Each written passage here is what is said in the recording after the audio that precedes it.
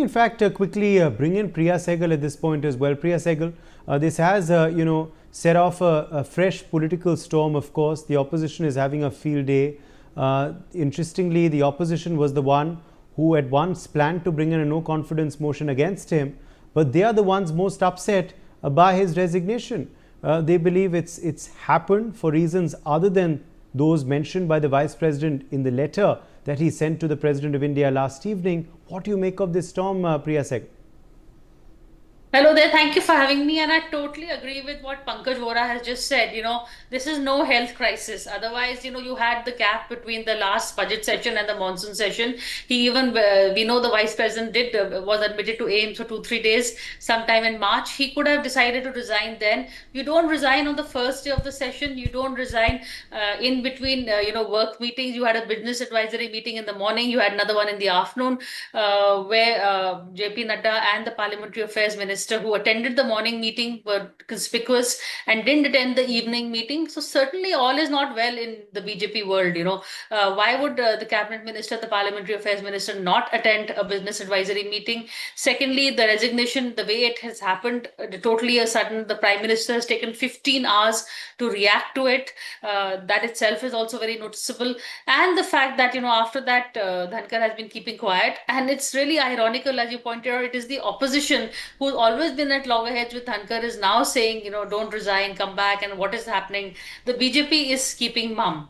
Now, there has been, the message from the resignation, the reason for resignation, we can speculate, we are hearing it was perhaps to do with the Justice Verma impeachment, the fact that, the vice president took the signatures of 50 opposition MPs, because that gives the opposition the upper hand in the impeachment motion. They wanted the government to be coming out strong against corruption and not really supporting an opposition sponsored motion.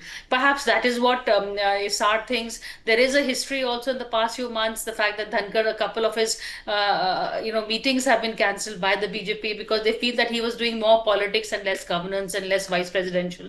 That has also been told to us by sources. But the main thing, there is a message from this resignation. This is the first big public fallout within the BJP that we are seeing. Satpal Malik happened, but Satpal Malik happened post when he was shunted out from JNK. He was disgruntled.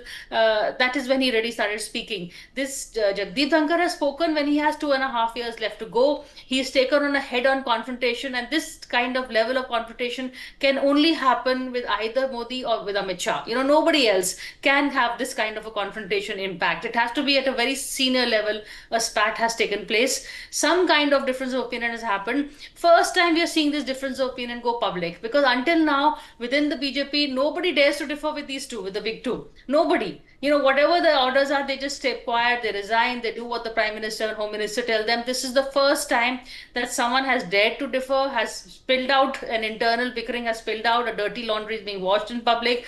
So this in turn marks a huge landmark within the working and the discipline of the Modi government. First time we are seeing all this. So that, I would say, is the biggest takeaway as to what happens from now on. Who will be the new vice president, who will be the new BJP chief, all these things, we keep talking about the power balance within the BJP. Yes. I would say this is the first marker for that.